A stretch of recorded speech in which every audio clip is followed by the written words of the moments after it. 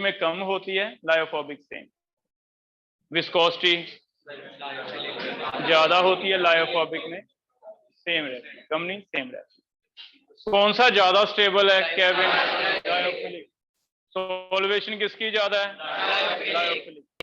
कौन से एक रिवर्सिबल है? लिख लो, ये रह गया था ना पॉइंट। लायोफिलिक रिवर्सिबल भी होते हैं क्योंकि ज्यादा स्टेबल है। अगर सेपरेट हो भी जाएंगे तो आपको दोबारा शेक कर देना है क्योंकि मिक्सिंग से तैयार हो जाते हैं, दोबारा फिर बन जाएंगे, है ना। तो लायोफिलिक और रिवर्सिबल।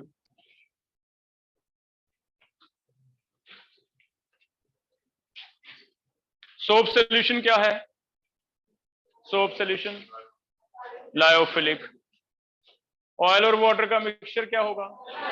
लायोफोबिक, क्योंकि वो हम सिंपल मिक्सिंग से नहीं बना सकते। जो आपको लगता है सिंपल मिक्सिंग से बन जाएगा, लायोफिलिक। Starch solution lyophilic.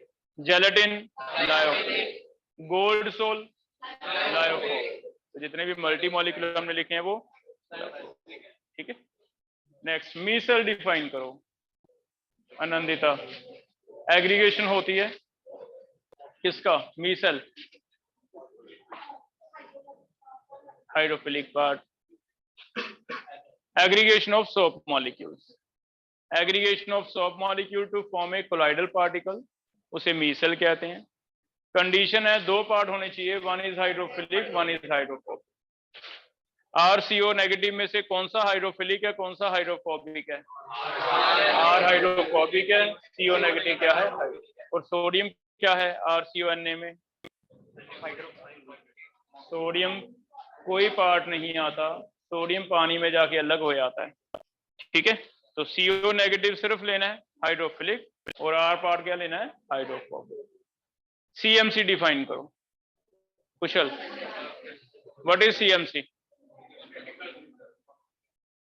क्या होता है ये? जिसपे मीसल बनते हैं, above which mesalliation will begin, है ना। स्टार्ट हो जाए। Craft temperature, minimum temperature above which mesalliation can, ठीक है। जितना R साइज बड़ा होगा CMC कम होगी, क्योंकि जल्दी आ जाएगा एग्रीगेशन, सरफेस एरिया कवर हो जाएगा तो एग्रीगेशन जल्दी होने लग जाएगी, तो मिसैलिएशन जल्दी होने लगेगी, CMC कम हो जाएगा, ठीक है। अगर कभी दोनों साइड ही CO नेगेटिव आ जाए तो वो सूटेबल नहीं, सिर्फ एक पार्ट हाइड्रोफोबिक हो, एक हाइड्रोफिलिक हो। अगर दो तरफ हाइड्रोफिलिक है फिर वो सूटेबल नहीं है, ठीक है। यहां तक हो गया था। नेक्स्ट टॉपिक हम स्टार्ट कर रहे हैं। हमने एक टॉपिक पढ़ा है अभी, क्लासिफिकेशन। सेकंड टॉपिक है हमारा प्रेपरेशन।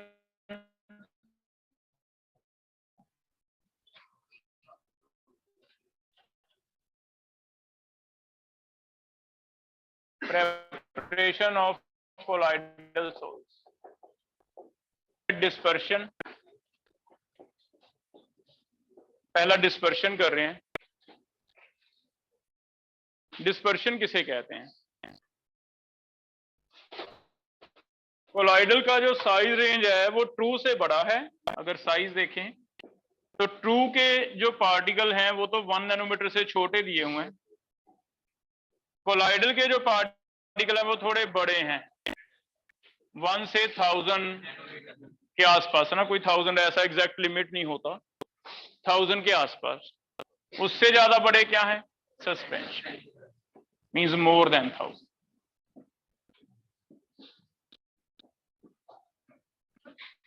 अब ये दोनों मेथड इस बेस पे बनाए हुए हैं कि हम कोलाइडल बनाएंगे कैसे। डिस्पर्स, डिस्पर्स का मतलब है बड़े पार्टिकल हैं सस्पेंशन वाले, आप उन्हें किसी तरह ऐसे तोड़ दो कि वो छोटे बन जाएं, लेकिन रेंज कौन सी आ जाए? कोलाइडल, बहुत ज्यादा छोटे नहीं बनाने। इस मेथड को कहा जा रहा है डिस्पर्शन, बड़े से क्या बनाना? छोटा। उल्टा कंडेंसेशन, छोटे वालों को जोड़ दो, थोड़ा जोड़ के क्या बना दो? कोलाइडल। तो दो मेथड हो गए। अगर आप ट्रू से कोलाइडल बनाते हो तो कंडेंसेशन, अगर आप सस्पेंशन से कोलाइडल बनाने वाले हो तो डिस्पर्शन। तो पहला हम डिस्पर्शन पढ़ रहे हैं। डिस्पर्शन के लिए कौन कौन से मेथड दिए हुए हैं? एक दिया हुआ है मैकेनिकल डिस्पर्शन, एक लिखा हुआ है इलेक्ट्रिकल, एक लिखा हुआ है अल्ट्रासोनिक, एक चौथा मेथड दिया हुआ है पेप्टाइजेशन। तो 4 मेथड हमें दिए हुए हैं यहाँ पे बुकलेट में, चारों एक एक करके पढ़ रहे हैं। पहला, बड़े पार्टिकल को छोटे में तोड़ना। थ्योरी आप बुकलेट में से पढ़ोगे, मैं आपको समझा देता हूं। मैकेनिकल डिस्पर्शन क्या है?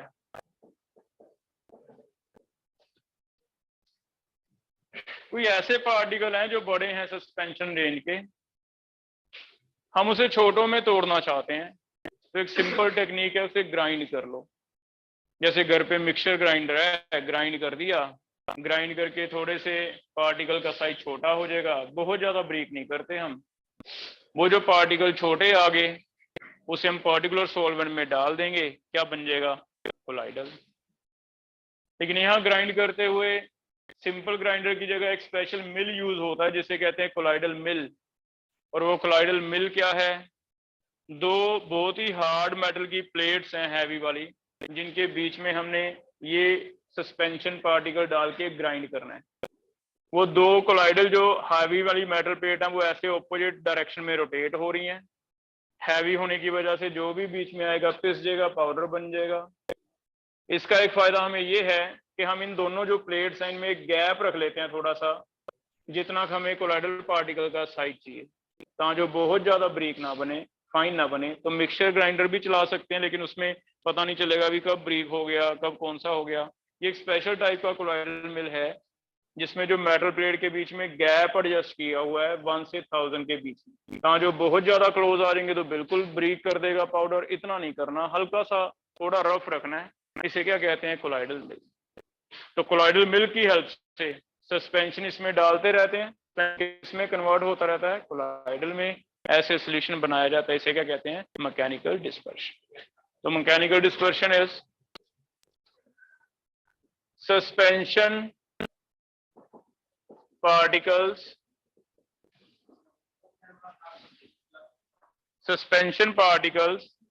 are converted to colloidal particles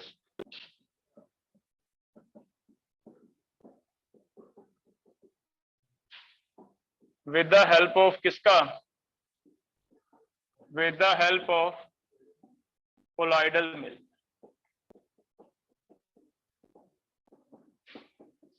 colloidal mill जैसे मैंने बताया 2 प्लेट्स हैं जिनमें गैप आप एडजस्ट कर सकते हो। इसे हम ऑपोजिट डायरेक्शन में घुमाते हैं एक एक्सिस के राउंड, ऊपर वाला ऐसे घूमता है तो नीचे वाला ऐसे घूमता है, क्लॉकवाइज एक एंटी क्लॉकवाइज। ये जो दोनों में गैप है ये 1 से 1000 नैनोमीटर के बीच में सेट कर सकते हो आप। इसमें जैसी सस्पेंशन डालोगे, सस्पेंशन ब्रेक थोड़ा सा पाउडर में ग्राइंड हो जाएगा, जिससे वो किस में कन्वर्ट हो जाएगा? कोलाइडल रेंज में। ठीक है, हो जाएगा बेटा। तो पहला मेथड सिंपल है, बस इसमें अगर पूछा जाता है भी मल्टीपल का क्वेश्चन, मेरे ख्याल में सिर्फ इतना बनेगा कि mechanical dispersion with the help of colloidal mill, बस। ठीक है। सेकंड इंपॉर्टेंट है, सेकंड मेथड जो है ये इंपॉर्टेंट है, Bredig's arc method. Bredig's arc method specific है, ये यूज होता है कुछ एक मेटल के सोल बनाने के लिए, use for only copper, silver, gold and platinum.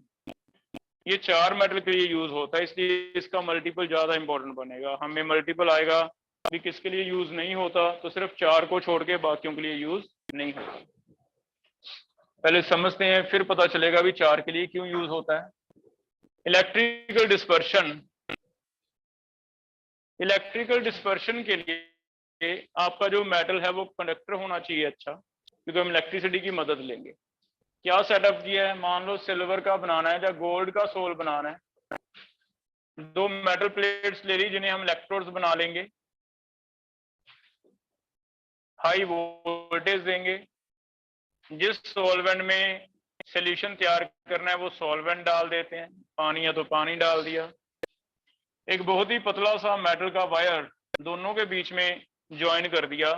ये जो मेटल वायर है इसे हम आर्क कहते हैं। ये हल्का सा मेटल वायर जैसे बल्ब फिलामेंट होता है बीच में, जैसे इसमें से इलेक्ट्रिसिटी पास होएगी बहुत ज्यादा हाई वोल्टेज पे तो ये हीट अप हो जाएगा जैसे बल्ब फिलामेंट होता है। लेकिन बल्ब फिलामेंट तो इसलिए नहीं मेल्ट होता क्योंकि उसका मेल्टिंग पॉइंट होता है 3400 डिग्री। इन मेटल का मेल्टिंग पॉइंट कंपैरेटिवली कम होता है। कॉपर, सिल्वर, गोल्ड, इनके मेटालिक बॉन्ड ज्यादा स्ट्रॉन्ग नहीं होते। ये कंपैरेटिवली सॉफ्ट मेटल है। गोल्ड तो आपने सुना होगा कि जब भी गोल्ड की ज्वेलरी बनाते हैं, प्योर गोल्ड की तो बन ही नहीं पाती, इतना सॉफ्ट होता है, तो उसमें हल्का सा कुछ और मिक्स करते हैं। मेल्टिंग पॉइंट कम होने की वजह से जैसे ही आप हाई वोल्टेज देते हो ये आर्क रेड हो जाएगी, हीट अप होएगी, धीरे धीरे इसके वेपर बनने लग जाएंगे। और जैसे इसके वेपर बनेंगे, यहाँ से हल्का सा वेपर बना, ये वेपर सोल्यूशन में आ गए। हमने क्या किया है, साथ साथ इसे ठंडा कर रखा है। साइडों पे क्या ले रखा है, आइस। जैसे इसे ठंडा कर रखा है तो यहाँ से वेपर बनेंगे। वेपर जैसे ही ठंडे पानी में आएंगे एकदम से जम जाएंगे।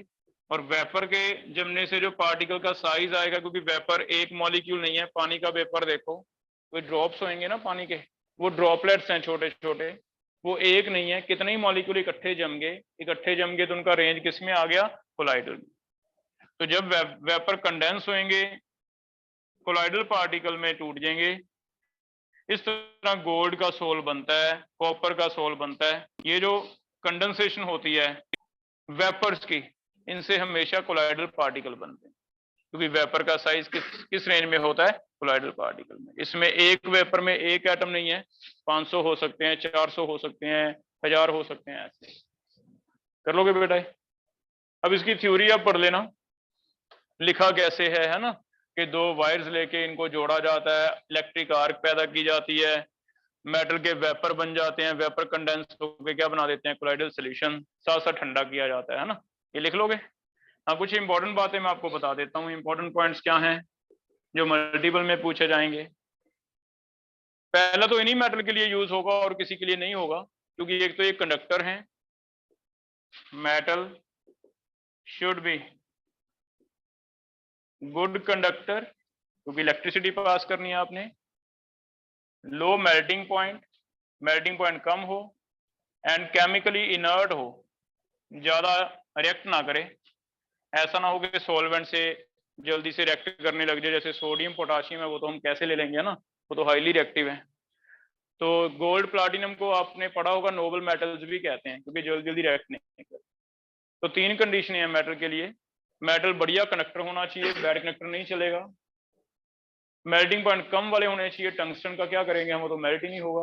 वेपर बनने चाहिए जल्दी से, और जल्दी से रिएक्ट नहीं करना चाहिए। केमिकली क्या होना चाहिए, इनर्ट।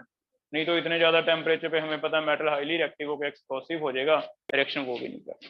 ठीक है, तो हमें आज इनके लिए क्यों है असर्शन, रीजन ये बनेगा, because these metals have these characteristic. Answer बनेगा ए। ठीक। सेकंड जो है बेटा, इसमें KOH डाला जाता है थोड़ा सा। KOH is used as stabiliser. थोड़ा KOH डाल देते हैं ताकि हाइड्रोलिसिस अच्छी तरह हो जाए। इससे सोल्वेशन एनर्जी बढ़ जाएगी, आपस में अट्रैक्शन बढ़ जाएंगी, जिसकी वजह से हल्का सा KOH डाला जाता है। अगर पूछेगा क्या रोल है इसका, स्टेबलाइजर। ज्यादातर लायोफोबिक सोल जो है उन्हें कोई ऐसा स्टेबलाइजर चाहिए होता है, क्योंकि लायोफोबिक जल्दी से स्टेबल नहीं हो। ठीक है। थर्ड है ऑर्गेनिक सॉल्वेंट यूज नहीं करते। Organic solvents shouldn't be used। Organic solvent कोई बेंजीन वगैरह, टॉलिन वगैरह, अल्कोहल, ईथर्स, ये नहीं यूज करने। रीजन ये है बिकॉज चारिंग कैन अकर। अब चारिंग वर्ड समझो, चारिंग क्या होता है। एक टॉपिक रहता है चारिंग ऑफ शुगर। चारिंग होता है ब्लैकनिंग। अगर आप एक कटोरी में शुगर डाल के उसे गर्म करते रहते हो तो आप देखोगे जल जाएगा, और जल के बिल्कुल ब्लैक हो जाएगा। क्योंकि शुगर में क्या है, कार्बन है। पानी सूखता जा रहा है, C12H22O11, पानी निकल जाएगा, पीछे क्या बचेगा, सिर्फ कार्बन। जिस भी चीज को जलाने से ब्लैक कलर हो गया, लकड़ी है, सेलुलोज फाइबर्स हैं, ब्लैक कलर हो गया मींस कार्बन है। ये जो ब्लैकनिंग होती है कार्बन की वजह से होती है, इस प्रोसेस को एक नाम दिया जाता है चारिंग। तो ये सभी ऑर्गेनिक कंपाउंड के लिए होगा। अगर किसी भी ऑर्गेनिक कंपाउंड की आप डिहाइड्रेशन करवाओगे तो पीछे सिर्फ ब्लैक कलर कार्बन दिखेगा आपको, कोयला बन जाएगा। वो कोयला लकड़ी का बने, फाइबर का बने, जिस मर्जी का बने, वो कोयले को बनने को क्या कहते हैं, चारिंग। तो ये चार्जिंग यहाँ भी हो सकती है, क्योंकि आप टेम्परेचर इतना ज्यादा कर रहे हो बेटा, हाई टेम्परेचर दे रहे हो, इलेक्ट्रिसिटी दे रहे हो, स्पार्किंग हो रही है, तो डिहाइड्रेशन हो जाएगी। डिहाइड्रेशन हो जाएगी तो अगर सॉल्वेंट कोई ऐसा ले लिया आपने, तो हो सकता है वो सॉल्वेंट ही खराब हो जाए, तो फिर सोल्यूशन बनेगा ही नहीं। इसलिए ऑर्गेनिक सॉल्वेंट नहीं लेना। तो स्पेशली दिया जाए भी इनमें से कौन सा सॉल्वेंट है जो यूज नहीं कर सकते, तो उनमें से ध्यान से पढ़ना, कोई अल्कोहल, ईथर, एल्डिहाइड, कीटोन कुछ ऐसा लिखा होगा, वो मना कर दो कि यूज नहीं हो जाएगा बेटा। चौथा जो मल्टीपल का क्वेश्चन हमें कभी मिला है बुक्स में प्रीवियस ईयर में, वो ये मिला है कि वैसे तो मैंने लिखा है इस डिस्पर्शन के मेथड में लिखा है इसे, लेकिन कई बार एक क्वेश्चन ऐसे आता है भी हमारे पास क्या कोई चार ऑप्शन में से ऐसा मेथड भी है जिसमें दोनों ही प्रोसेसेस इन्वॉल्व हो रहे हैं, डिस्पर्शन भी कंडेंसेशन। तो यस ये वाला है, क्योंकि पहले देखो डिस्पर्शन होगा, क्योंकि जैसी वायर से टूटेगा ये, बड़े वाले से छोटे बन रहे हैं, वो तो है डिस्पर्शन। लेकिन आगे ये कंडेंस हो गए, जब छोटे वेपर हैं, वेपर कंडेंस हो गए क्या बनाते हैं, कोलाइडल पार्टिकल, तो कंडेंसेशन भी तो आ गई, कंडेंसेशन भी आ रही है, डिस्पर्शन भी आ रही है, जिसकी वजह से एक मल्टीपल का क्वेश्चन प्रीवियस ईयर ऐसे भी आया हुआ है कि क्या कोई इनमें से ऐसा मेथड भी है जिसे आप dispersion as well as condensation दोनों कह सकते हो। तो हम कहेंगे कह सकते हैं, कौन सा है, ब्रैडी। ठीक है, तो ये दोनों इन्वॉल्व होते हैं इसमें। It involves both dispersion, wire से टूटना पहले, एज वेल एज कंडेंसेशन, दोनों भी इन्वॉल्व हो जाते हैं, डिस्पर्शन भी है और कंडेंसेशन हो जाएगा। तो बोर्ड लेवल का तो ये है कि थ्योरी लिखनी है, वो रेयर है। मल्टीपल के मैंने पॉइंट लिखवा दिया आपको, ये आप एनसीईआरटी पढ़ लो, बुकलेट पढ़ लो, लिखा हुआ है। अभी एक सॉल्वेंट ले लिया, दो वायर ले ली, हाई वोल्टेज दी, इसमें से इलेक्ट्रिक आर्क प्रोड्यूस हुई, वेपर बन गए, ठंडे हो गए, क्या बन गए, कोलाइडल पार्टिकल। बस इतना है ना, वो तो लिखना है हमने, दो तीन लाइनें। ज्यादा इंपॉर्टेंट ये वाले पॉइंट हैं जो कहीं नहीं लिखे मिलेंगे। क्लियर है बेटा? तो सेकंड मेथड ज्यादा इंपॉर्टेंट है, फर्स्ट इतना नहीं है, सिर्फ एक कोलाइडल मिल का रोल है। ठीक है, आगे चल रहे हैं। Third method, third method is ultrasonic dispersion. Ultrasonic भी कोई बहुत ज्यादा इंपॉर्टेंट नहीं है, इसमें सिर्फ इतना ही क्वेश्चन बनेगा कि कौन से मेटल का सोल आप अल्ट्रासोनिक डिस्पर्शन से बनाते हो। तो अल्ट्रासोनिक डिस्पर्शन होता है मरकरी सोल बनाने के लिए होता है। क्या होता है, कभी मरकरी देखा आपने, लिक्विड होता है, बहुत ज्यादा डेंस ड्रॉपलेट्स हैं। कभी मरकरी का बड़ा ड्रॉपलेट्स बीकर में डाल के ऐसे शेक करो, वो छोटे छोटे छोटे छोटे और पार्टिकल में टूट जाता है।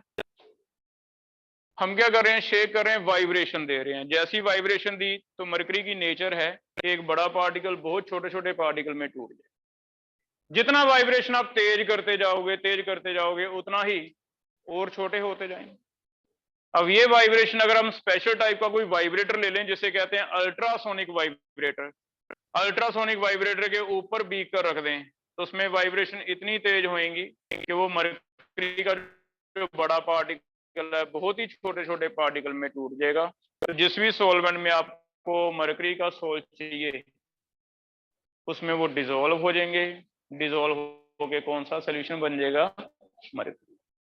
तो इसमें सिर्फ एक सिंगल क्वेश्चन बनेगा कि मरकरी सोल कैसे। ठीक है, और फोर्थ मेथड फिर से इंपॉर्टेंट है, लास्ट मेथड है पेप्टाइजेशन। पेप्टाइजेशन किसे कहते हैं, पहले इसकी डेफिनेशन लिख रहे हैं। Definition is preparation of colloidal soul, preparation of colloidal soul जो नालायक होता है अपनी प्रेजेंस भी दिखाता है क्लास में, है ना। उसे कोई ना भी बुलाए ना तब भी वो प्रेजेंस दिखाएगा कि मैं नालायक बैठा हूं। पढ़ तो लो, तुम्हें कुछ नहीं कह रहे, ढंग से पढ़ते रहो। Preparation of colloidal sol by adding small amount of an electrolyte.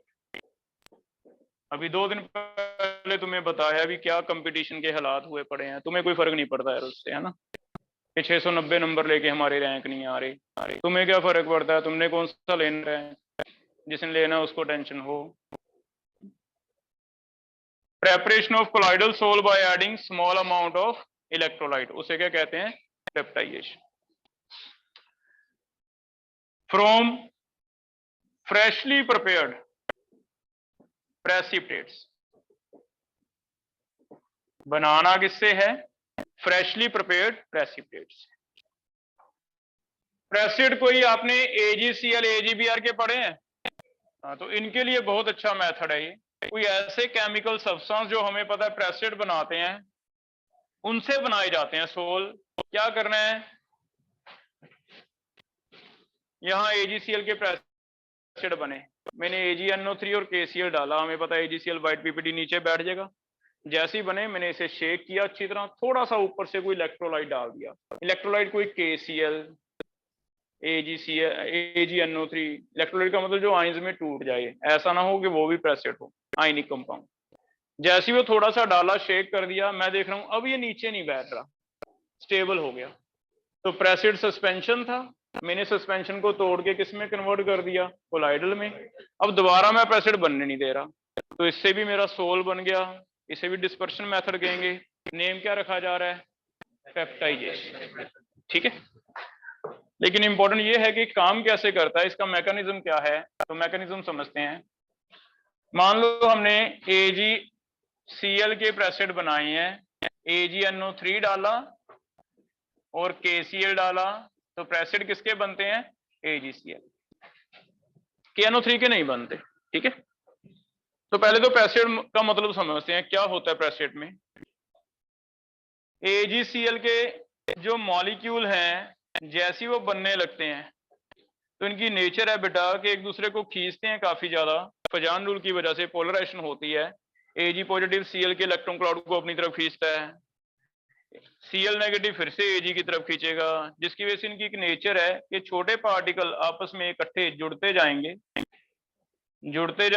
जैसे जैसे जुड़ेंगे साइज बड़ा हो जाएगा, साइज बड़ा हो जाएगा सस्पेंशन बन जाएगा, सस्पेंशन बन जाएगा तो नीचे सस्पेंड हो जाएगा सोल्यूशन में, सस्पेंड होके क्या बना देगा, प्रेसिपिटेट बना देगा। क्लियर है, इट मींस इनमें फजान रूल होने की वजह से कटाइन और अनाइन की अट्रैक्शन काफी ज्यादा है। ये वाला Cl नेगेटिव किससे खींच रहा है, Ag पॉजिटिव को, अट्रैक्शन ज्यादा है, फजान रूल याद आ रहे हैं, Fajans rule, pseudo noble gas configuration. अगर मैं इसे ऐसे जुड़ने से रोक दूं, मैं जुड़ने ना दूं किसी तरह, कोई केमिस्ट्री लगा के, तो फिर ये छोटे पार्टिकल ही रहेंगे, छोटे पार्टिकल रहेंगे तो रेंज आ जाएगी कोलाइडल, तो इसे कोलाइडल बना सकते हैं। ठीक है, और वो रोका कैसे जाता है, इसमें प्रेफरेंशियल एडजॉर्प्शन का फिनोमेना काम आता है।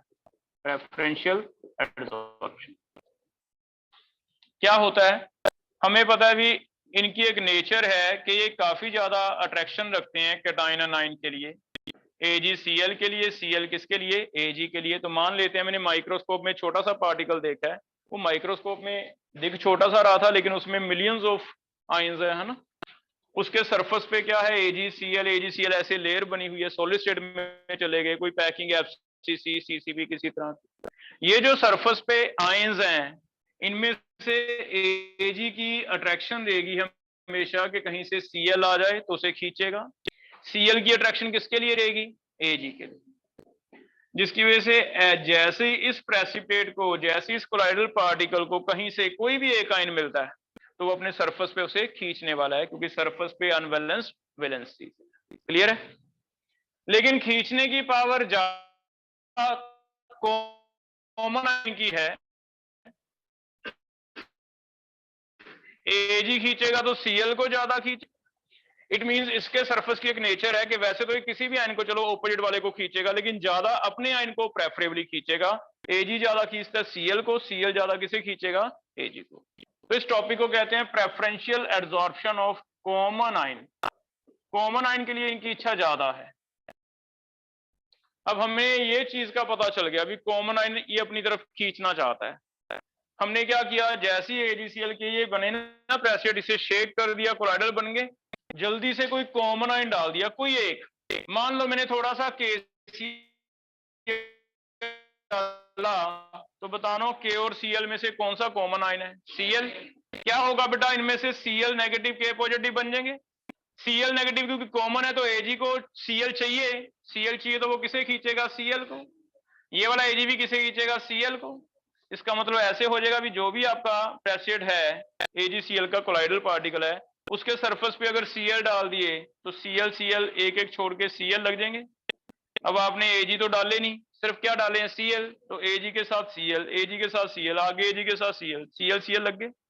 अगर सरफेस पे Cl आ गए तो सारे सरफेस पे एक चार्ज आ गया नेगेटिव। अब इस पे नेगेटिव आ गया, दूसरा कोलाइडल पार्टिकल है वो भी सेम ही करने वाला है, उसमें भी आपने क्या डाला है, KCl, तो वो भी क्या अट्रैक्ट करेगा, Cl, तो उसके सरफेस पे भी जो स्टिक होंगे वो Cl होंगे। बताओ ये केमिजॉर्प्शन हो रहा है या फिजिजॉर्प्शन हो रहा है, क्या आयनिक बॉन्ड बन रहा है, तो this is also case of केमिजॉर्प्शन।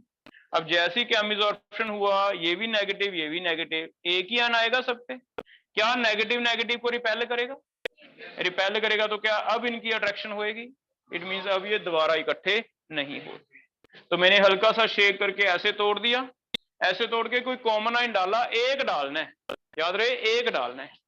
या तो मैं Cl डाल दूं तो इसके ऊपर Cl लगेंगे नेगेटिव नेगेटिव, या फिर मैं Ag डाल दूं, तो Ag लगेंगे पॉजिटिव पॉजिटिव, और दोनों ही केसेस में आपस में इकट्ठे नहीं होंगे, इस तरह स्टेबल हो जाता है। इसका सिंपल सा मैकेनिज्म है प्रेफरेंशियल एडजॉर्प्शन ऑफ कॉमन।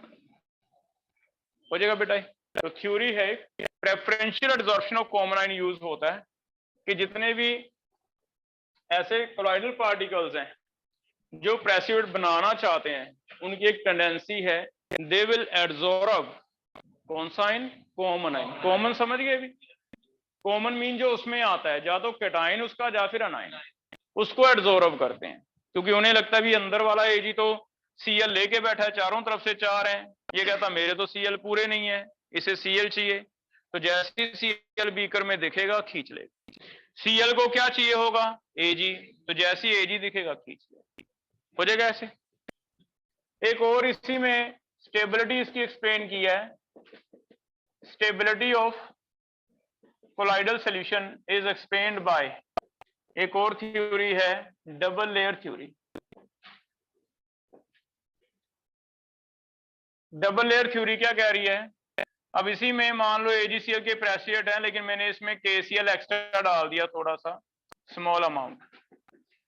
पहले तो पूछा जाए ये फिनोमेना AgCl के प्रेसिड, AgCl के कोलाइडल पार्टिकल बनाने का फिनोमेना है, इसे आप कौन सा मेथड कहोगे, क्या ये मैकेनिकल डिस्पर्शन है या इलेक्ट्रिकल है या पेप्टाइजेशन है, तो हम समझेंगे भी प्रेसिड से बनाया जा रहा है, कॉमन आयन डाला जा रहा है, तो हम कहेंगे पेप्टाइजेशन।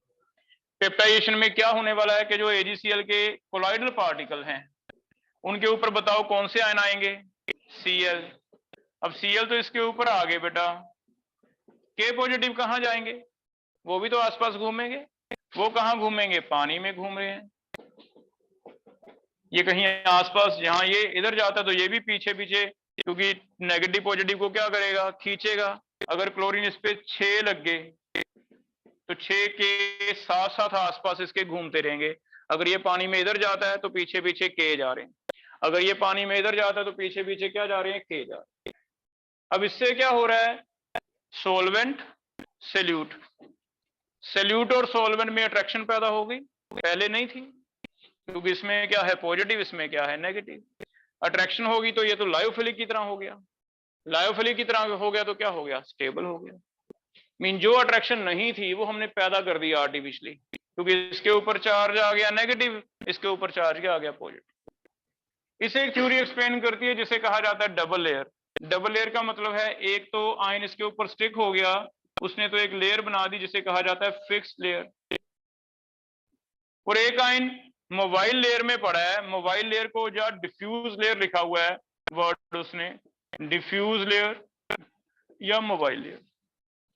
फिक्स्ड लेयर कौन से आयन बनाएंगे? वो आयन बनाएंगे जो सरफेस पे एडजॉर्ब हो जाएंगे।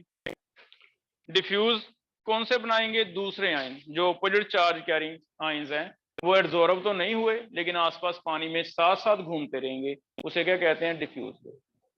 और दो लेयर में पॉजिटिव नेगेटिव में अट्रैक्शन होती है, एक पोटेंशियल डिफरेंस डेवलप हो जाता है, इस पोटेंशियल डिफरेंस को कहा जाता है जीटा पोटेंशियल। पॉजिटिव नेगेटिव में अट्रैक्शन हो गई, अट्रैक्शन की वजह से एक डिफरेंस डेवलप हो गया, पोटेंशियल डिफरेंस, उसे क्या कहा जाता है?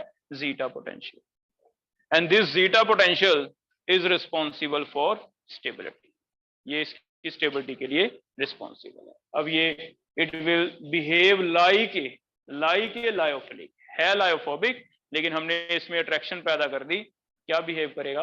लायोफिलिक हो जाएगा। It mean double layer theory में से क्या पूछा जा सकता है? पहले तो दो लेयर्स, एक नाम है फिक्स्ड, एक नाम है डिफ्यूज। आपको हमेशा बताना पड़ेगा भी कौन सा फिक्स है कौन सा डिफ्यूज। कैसे बताओगे? कॉमन आयन तो एडजॉर्ब हो जाएगा, जो आयन एडजॉर्ब हो गया वो बनाएगा फिक्स, जो कॉमन नहीं है अनकॉमन है वो क्या बनाएगा? Diffuse. It means fixed layer is made by common ion और diffuse layer is made by uncommon ion, जो अनकॉमन है, जो कॉमन नहीं है, और उनमें एक पोटेंशियल डिफरेंस क्रिएट हो जाता है। इस पोटेंशियल को क्या कहा जाता है? Zeta potential. More is zeta potential more stable, जितना ज्यादा जीटा पोटेंशियल उतना क्या होगा? स्टेबल हो जाएगा बेटा। तो अब ये टॉपिक हमारा, वैसे तो एनसीईआरटी में एक छोटा सा पैराग्राफ दिया है लेकिन इसमें से क्वेश्चन कई बन जाएंगे क्योंकि आगे भी टॉपिक्स में ये काम आता रहेगा। क्वेश्चन कैसे बनेंगे? सिंपल है। पहला क्वेश्चन आपसे पूछा जा सकता है फिक्स लेयर कौन सा है एंड डिफ्यूज लेयर कौन सा है। जैसे पहला चेक करो, मैंने AgCl में थोड़ा सा KCl डाला है, तो सोचो AgCl में KCl कौन सा एक ऐसा जो कोलाइडल पार्टिकल बनाएगा? AgCl। जो इलेक्ट्रोलाइट है वो कौन सा होगा? KCl। तो बताओ इनमें से एडजॉर्ब कौन होगा? Cl। तो फिक्स लेयर तो ऐसे बनेगी कि AgCl के ऊपर Cl आ जाएगा। डिफ्यूज लेयर कैसे बनेगी? K। फिक्स लेयर बनाएगा क्लोराइड, डिफ्यूज लेयर क्या बनाएगा? K। हो जाएगा ऐसे। ऐसे एक और बताना आप, मान लो आपको कहा जाता है AgI में AgNO3 डाला है थोड़ा सा, तो क्या आपको पहले आइडिया लग जाएगा भी पार्टिकल कौन से बनेंगे? जो प्रेसिड बनाते हैं AgI। AgNO3 तो आयनिक है, ये नहीं प्रेसिड बनाने वाला है ना। पार्टिकल ये है, इसके सरफेस पे कौन सा आयन आएगा? Ag। तो Ag तो बनाएंगे फिक्स, नाइट्रेट क्या बनाएंगे? तो पहला क्वेश्चन ऐसे हो जाएगा, फिक्स लेयर कौन सी है, डिफ्यूज लेयर कौन सी। सेकंड क्वेश्चन ऐसे पूछा जा सकता है, जैसे कोलाइडल पार्टिकल बने, चेक करो इसके ऊपर कोई ना कोई चार्ज आ रहा है। जैसे ये वाला कोलाइडल पार्टिकल अगर Cl लगेंगे तो इसके ऊपर चार्ज आ रहा है नेगेटिव, लेकिन यहां पे चार्ज कौन सा आ रहा है? पॉजिटिव। तो फिर सोल दो तरह के हो जाएंगे, एक है पॉजिटिव सोल, एक है नेगेटिव सोल। पॉजिटिव सोल का मतलब कोलाइडल पार्टिकल पे अगर पॉजिटिव चार्ज आता है, colloidal particle carry positive charge, solvent पे क्या आता है वो नहीं मैटर करता है ना, उसने पॉजिटिव नेगेटिव किस बेस पे बनाया? चार्ज। तो चलो दोनों ही है, न्यूट्रल है ओवरऑल तो, लेकिन एक पार्टिकल का चार्ज देख के सोल को एक नाम दे दिया गया कि ये पॉजिटिव सोल है या फिर ये नेगेटिव सोल है। अगर चार्ज पॉजिटिव है तो पॉजिटिव सोल है, अगर चार्ज नेगेटिव है तो कौन सा सोल है? नेगेटिव। तो एक आपको ऐसे पूछा जा सकता है भी AgCl में KCl डाला तो सोल कौन सा बना? तो बताओ इसके ऊपर नेगेटिव आया है तो हम कहेंगे सोल कौन सा बना? नेगेटिव। ये समझ आ गया क्वेश्चन? AgI में AgNO3 डाला है तो पॉजिटिव, तो एक सोल का चार्ज पूछा जा सकता है। दूसरा क्वेश्चन ये, ठीक है, कर लोगे? नीट का क्वेश्चन दे रहा हूं, लास्ट टू लास्ट ईयर जो आया है, हमें ऐसे दिया जा रहा है 0.01 molar 100 ml AgNO3 is mixed with 0.01 molar 80 ml KCl। बताओ सोल की नेचर बताओ, पेप्टाइजेशन है ये, कौन सा सोल बना, सोल इज पॉजिटिव या नेगेटिव। तो ये लास्ट ईयर का क्वेश्चन आपको मिलेगा, 4 ऑप्शन थी ऐसे। कैसे सोचना है, सबसे पहले तो ये सोचेंगे भी ये पार्टिकल कोलाइडल बना किसे रहा है, AgCl को। तो पहले तो हम ये देखेंगे भी NO की कोई इंपॉर्टेंस नहीं है, हमारा पार्टिकल ये बन रहा है, AgCl बन रहा है। अब AgCl के ऊपर कौन एडजॉर्ब होगा, वो एडजॉर्ब होगा जो थोड़ा सा ज्यादा है, थोड़ा सा ज्यादा है। ज्यादा कौन सा है, हमने देखा 0.01 इंटू 100, ये तो हो गया 1 मिलीमोल, ये हो गया 0.8 मिलीमोल है ना, 80 है ना, तो 0.8 मिलीमोल इतना ही आएगा। तो 0.01 इंटू 100 1 हो गया, 0.01 इंटू 80 करना 0.8 ही होगा। अब मोल कंसेप्ट लगाओ, 1 में 0.8 डाला तो लिमिटिंग रीजन कौन है, ये तो पूरा खत्म हो गया, रेक्ट कर गया, KCl का सारा AgCl बन गया, 0.8 बन गया। लेकिन ये एक्स्ट्रा बचेगा, फिर कितना बचेगा एक्स्ट्रा, 0.2। तो 1 में से अगर 0.8 माइनस हो जाएगा तो बचेगा कितना, 0. अब फिर इसमें अलग से इलेक्ट्रोलाइट डालने की जरूरत ही नहीं है, उसने पहले ही डाल दिया। एक्स्ट्रा कौन सा बचा है, 0.2 बचा है, तो 0.2 पहले से ही डाल दिया। इट मींस एक्स्ट्रा जो इलेक्ट्रोलाइट है वो AgNO3 है बेटा। अब AgNO3 को सोच के आप देखो भी इसके ऊपर कॉमन आयन कौन एडजॉर्ब होगा, Ag। तो हम अपने आप भी बना सकते हैं भी हाँ इसमें ये वाला इलेक्ट्रोलाइट होगा, ये वाला कोलाइडल पार्टिकल होगा, इलेक्ट्रोलाइट में कौन सा आयन आएगा। तो जो ज्यादा है ना, जो ज्यादा है वो दोनों काम करेगा, वो पार्टिकल तो बनाएगा ही, वो इलेक्ट्रोलाइट का काम भी करेगा। उसमें से आप आयन देखोगे कौन सा आएगा, उसके बेस पे आप चार्ज बना लोगे। तो सोल कौन सा बना, पॉजिटिव, कर लोगे। एक और बताना है ऐसे सिमिलर क्वेश्चन, नेक्स्ट लिखो 0.02 molar AgNO3 100 ml is mixed with 0.01 molar 150 ml KBr to form AgBr। बताओ सोल पे चार्ज कौन सा आएगा, चार्ज कौन सा आएगा, ज्यादा वाले से आएगा आयन, कोई ज्यादा कौन सा आयन है, ये वाला ज्यादा है, 0.02 इंटू 100 मल्टीप्लाई करना 2, 0.01 इंटू 150 करना 1.5, तो मिलीमोल्स बना लिए हमने, ये तो है 1.5, मल्टीप्लाई कर सकते हो मिलीमोल्स बन जाते हैं ना। ये कितने हैं 2, तो 2 और 1.5 में से ये ज्यादा एक्स्ट्रा बचेंगे, इट मीन ये हमारे पास एक्स्ट्रा है। एक्स्ट्रा है तो या तो आप Ag एडजॉर्ब करवा लो या नाइट्रेट, लेकिन होना कॉमन है। कॉमन कौन सा होगा, Ag में Ag आ जाएगा तो बाहर आ जाएगा Ag positive, it mean charge कौन सा हो जाएगा, पॉजिटिव। तो सोल कौन सा है, पॉजिटिव हो जाएगा। चेक करो, हाँ डबल लेयर थ्योरी बता दो, फिक्स लेयर कौन सी बनेगी, Ag, डिफ्यूज लेयर Na।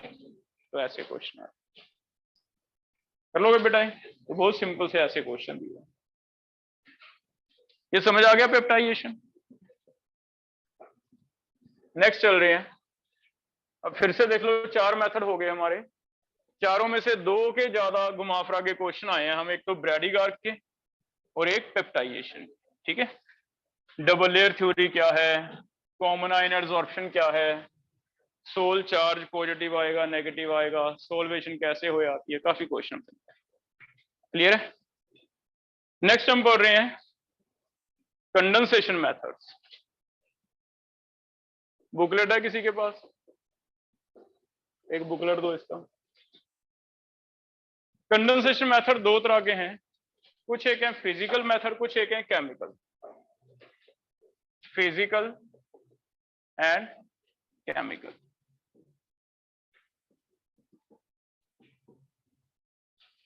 पहले केमिकल कर रहे हैं। केमिकल में हमें एनसीईआरटी में 3-4 रिएक्शनें लिख के दी हुई हैं जिससे हम कोलाइडल पार्टिकल बनाते हैं। क्या है कि अगर तो हम ये कुछ ऐसे सॉल्ट हैं कि अगर तो हम सीधा पाउडर डिसॉल्व करते हैं ना, फिर तो वो एक टॉपिक होता था ना कि सॉल्युबिलिटी प्रोडक्ट से एक्सीड कर जाए आयनिक प्रोडक्ट तो प्रेसिपिटेशन हो जाती है।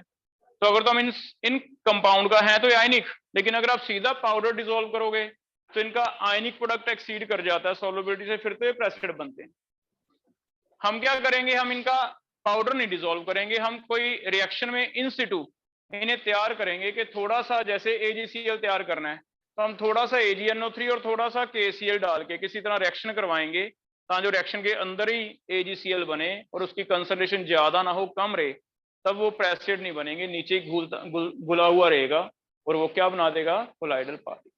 नेचर उसकी प्रेसिड बनाने वाली है, लेकिन हम थोड़ा कंसंट्रेशन ध्यान में रखते हुए सोलवेंट के अंदर ही कुछ ऐसी रिएक्शन करवा देंगे जिससे वो प्रेसिड नहीं बनेगा, तो क्या बन के घूमेगा, कोलाइडल पार्टिकल।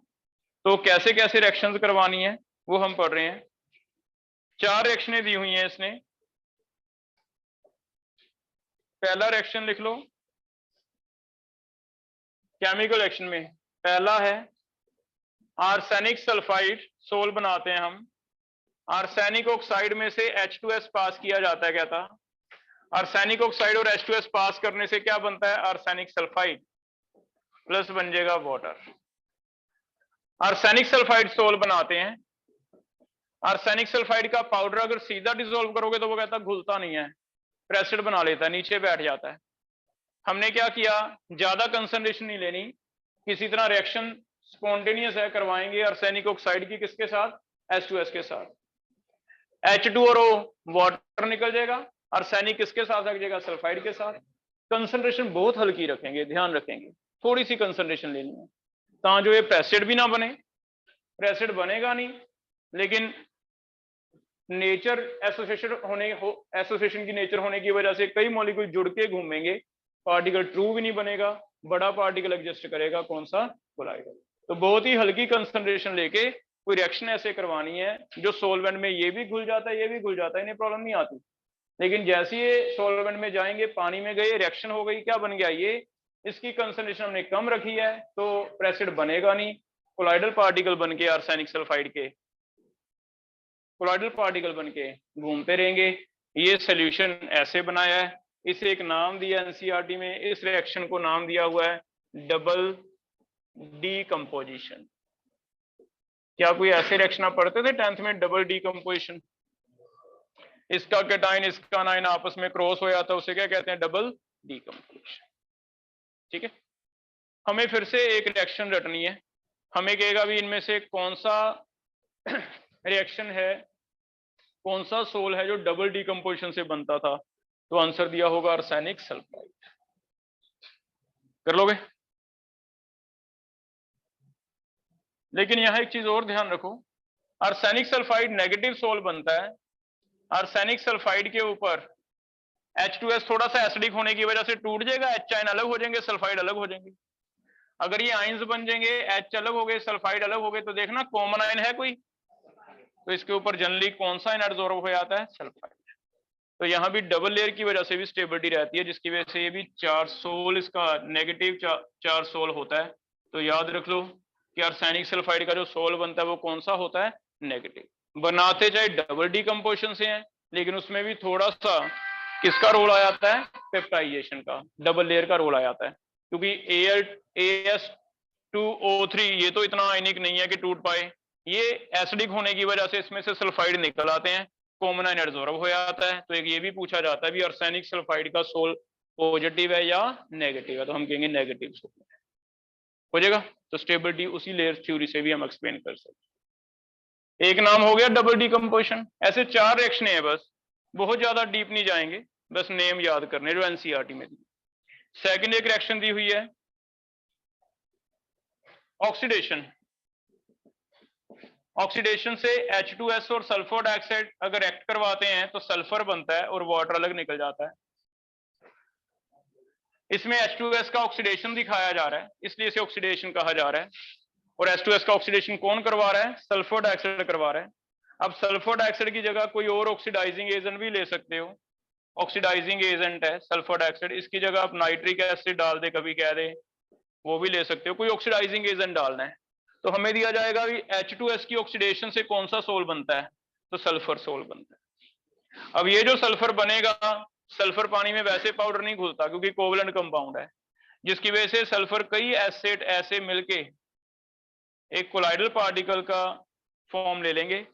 कंसंट्रेशन में इतनी कम रखूंगा कि इसका आयनिक प्रोडक्ट सोलबिलिटी प्रोडक्ट से कम रहे, नीचे बैठने नहीं दूंगा, जिसकी वजह से कोलाइडल पार्टिकल क्या हो जाएंगे, स्टेबल हो जाएंगे, तो सल्फर सोल बन जाए, हो जाएगा बेटा। तो H2S की ऑक्सीडेशन है, इसलिए इसे ऑक्सीडेशन नाम दिया जा रहा है। H2S का क्या हो रहा है, ऑक्सीडेशन। ऑक्सीडेशन में SO2 भी यूज कर सकता है, कहीं लिखा हो नाइट्रिक एसिड तो कर सकता है, हमें तो ऑक्सीडेशन करवाना। दो रिएक्शनें हो गई, पहला हो गया डबल डीकंपोजिशन, दूसरा क्या हो गया, ऑक्सीडेशन। ऐसे दो और हैं, तीसरा दिया है रिडक्शन। रिडक्शन गोल्ड क्लोराइड से गोल्ड सोल बनाते हैं। गोल्ड सोल एक तो हम पहले पढ़ाए ब्रैडी गार्क से, एक इससे भी गोल्ड सोल बनाते हैं। कैसे, गोल्ड क्लोराइड की रिडक्शन करवानी है, क्या बन जाएगा, गोल्ड। रिडक्शन करवाने के लिए इसने कोई रिड्यूसिंग एजेंट यूज किया है, SnCl2 यूज किया है। ये SnCl2 SnCl4 में कन्वर्ट हो जाता है, क्योंकि कार्बन फैमिली में टिन आता है ना, और टिन का कार्बन फैमिली का कॉमन ऑक्सीडेशन स्टेट 4 है। आपने जानबूझ के 2 लिया, स्टीफन रिडक्शन वाला 2 लिया, तो ये क्या हो जाएगा, 4 ऑक्सीडाइज। अगर ऑक्सीडाइज हो जाएगा तो गोल्ड की क्या हो जाएगी, रिडक्शन। अब गोल्ड की रिडक्शन हुई है तो गोल्ड को पानी में रहना ही पड़ेगा, बाहर नहीं जा सकता, क्योंकि कंसंट्रेशन इतनी कम है कि प्रेसिड बनने नहीं देंगे, है ना। तो फिर से गोल्ड सोल बन जाता, कर लोगे बेटा ये भी। और लास्ट है, एक मेथड है हाइड्रोलिसिस। हाइड्रोलिसिस में हम फेरिक क्लोराइड की हाइड्रोलिसिस करवाते हैं और इससे फेरिक हाइड्रोक्साइड सोल बनाते हैं। फेरिक क्लोराइड की हाइड्रोलिसिस करवाई जाती है। फेरिक क्लोराइड की हाइड्रोलिसिस मींस वाटर से रिएक्शन। हाइड्रोलिसिस जैसे हमने SN पढ़ा है, RCl, Cl हट के क्या लग जाता है, OH। वैसे R की जगह आयरन है, बस 3 Cl है तो 3 OH लग जाएंगे, तो 3 OH आ जाएंगे, फेरिक हाइड्रोक्साइड, प्लस 3 Cl की जगह 3 HCl निकल जाएंगे। सेम रिएक्शन है, अगर मैं लिखता RCl प्लस वाटर तो लिखते ROH एंड HCl, सेम है ना, हाइड्रोलिसिस सेम ही ऑर्गेनिक वाला। इसे हाइड्रोलिसिस क्या दिया, फेरिक हाइड्रोक्साइड फिर से इसकी नेचर है एसिड बनाने की, लेकिन अब नहीं बनेगा क्योंकि हम कंसंट्रेशन क्या रखेंगे, कम। दूसरा, इसमें भी एक इंपॉर्टेंट याद रखो कि फेरिक क्लोराइड और वाटर में से क्या किसी एक के आयन बन जाते हैं। कौन सा आपको लगता है भी आयनिक कंपाउंड है जिसके आयन बनेंगे, Fe3 पॉजिटिव, क्लोराइड क्या है, नेगेटिव। तो हम थोड़ा सा जब हाइड्रोलिसिस करवाते हैं ना, फेरिक क्लोराइड थोड़ा सा उसमें से ऐसे यूज हो जाएगा कि फेरिक हाइड्रोक्साइड बना, उसके सरफेस पे कौन से आयन आ जाएंगे, फेरिक आ जाएंगे। तो एक ये याद रखना भी, इसका सोल का भी पेप्टाइजेशन की वजह से भी चार्ज होता है, कौन सा, पॉजिटिव। तो इसमें से दो इंपॉर्टेंट सोल निकाल लो, एक है आर्सेनिक सल्फाइड, कौन सा सोल बनता है, नेगेटिव। एक फेरिक हाइड्रोक्साइड कौन सा सोल बनता है, पॉजिटिव, ठीक है। एक नेगेटिव सोल है आर्सेनिक सल्फाइड, एक पॉजिटिव सोल है फेरिक। ये चाहे रिएक्शनों में बना है, लेकिन है इनमें भी कॉन्सेप्ट कौन सा है, पेप्टाइजेशन, हो जाएगा। ये चार आपको रटने हैं बस, मान के चलो। आर्सेनिक सल्फाइड का सोल बना है डबल डीकंपोजिशन से, H2S से सल्फर बना है ऑक्सीडेशन से, गोल्ड क्लोराइड से गोल्ड बना है रिडक्शन से, फेरिक क्लोराइड से फेरिक हाइड्रोक्साइड बना है हाइड्रोलिसिस। इसे चार बस ऐसे इतने पॉइंट लिखो, इतना सफिशिएंट है हमारे लिए। समझ आ रही है। पहला आपने बस इतना पॉइंट लिखना है, आर्सेनिक सल्फाइड डबल डीकंपोजिशन से, H2S से सल्फर ऑक्सीडेशन, गोल्ड क्लोराइड से गोल्ड रिडक्शन, फेरिक क्लोराइड से फेरिक हाइड्रोक्साइड हाइड्रोलिसिस। हमें चार नेम बस इतना की पूछेगा, इनमें से कौन सा हाइड्रोलिसिस है, कौन सा रिडक्शन है, कौन सा, और दो इनमें से अलग से पेप्टाइजेशन के बेस पे हमने ले लिए। भी सल्फाइड वाले सारे सोल नेगेटिव बनते हैं, हाइड्रोक्साइड वाले सारे सोल क्या बनते हैं, पॉजिटिव, क्योंकि हाइड्रोलिसिस है। कर लोगे बेटा। लास्ट एक फिजिकल मेथड रह गए, फिर हम ये नेक्स्ट क्लास में कर लेंगे, ठीक है। इतना पढ़ के ये ले लो।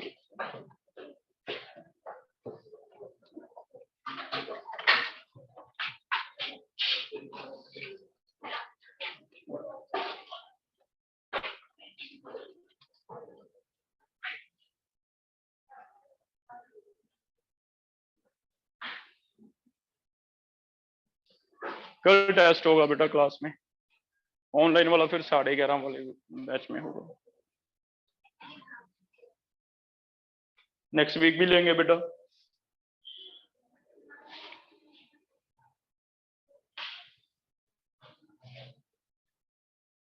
तुम ना दो वर्ब, बाकी तो दे रहे हैं बच्चे, आप नेक्स्ट वीक दे देना।